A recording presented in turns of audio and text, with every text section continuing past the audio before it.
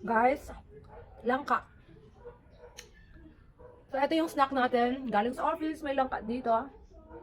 Kaya, ito merienda natin. Super yummy. May nagbigay, ay napapa kaninang umaga, si Atid. So yan, fresh na fresh. Sakto lang siya, hindi overripe. Yun yung kinagandahan sa province. Fresh ang mga fruits. Ito yung favorite ko. Langka. One of my favorites.